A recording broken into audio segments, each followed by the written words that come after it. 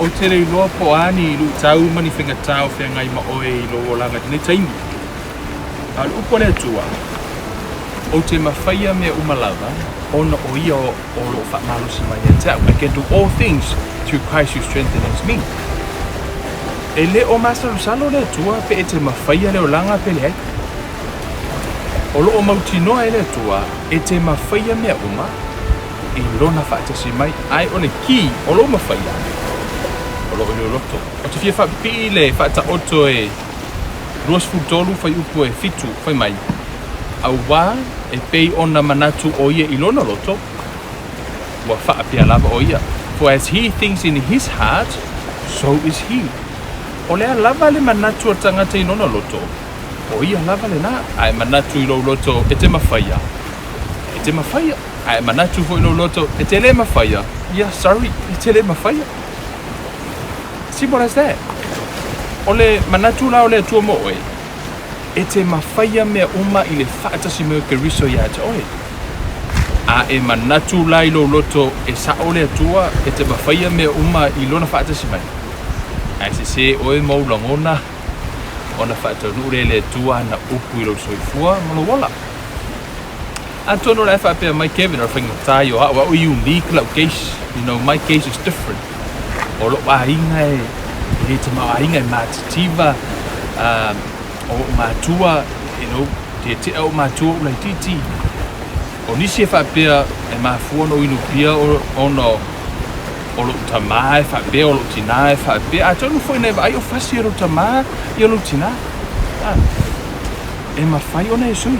You can change. Em whaina sui awara tū iei. O nisi.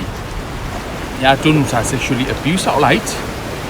O le afa pei foi lona loto, I can't change, this is who I am, this is me, I'm born in this way. That's a lie from the devil. The scripture says you are wonderfully and fearfully made in the image of God.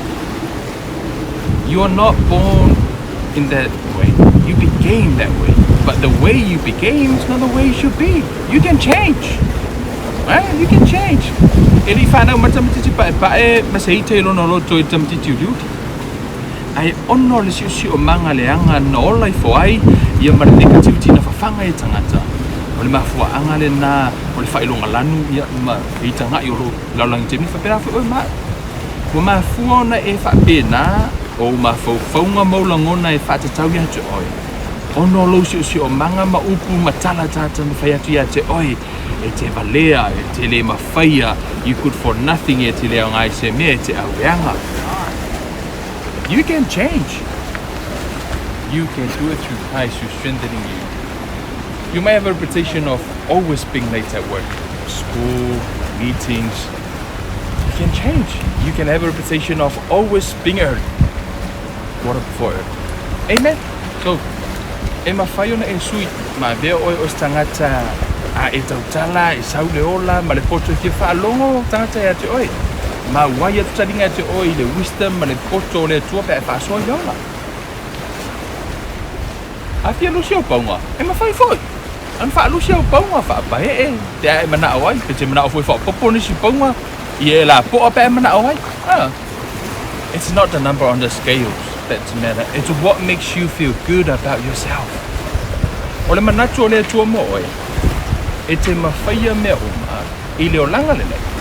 I le whaatasi mai o Keriso ia te oi. Ai o lo mawhaia ma lo le mawhaia. O lo o I le manatu o lo roto. Whatever a man think in his heart, so is he. O le alaba le manatu o tangata I lona loto. O ia alaba le na. Te talai e sun marika iwa lo tonu. Au wā e mawhaia me umalava I le whaatuatua. Au wā e mawhaia me umalava I le whaatuatua. If you can believe, all things are possible to him who believes. Whetalai ngā Yesu, e ne o se poka pas whangawa Kevin. E te mawhaia me uma, I le whaatasi atu Keriso ia te oi. Manuia, tātou te whai loa. Eska poita, soi fo.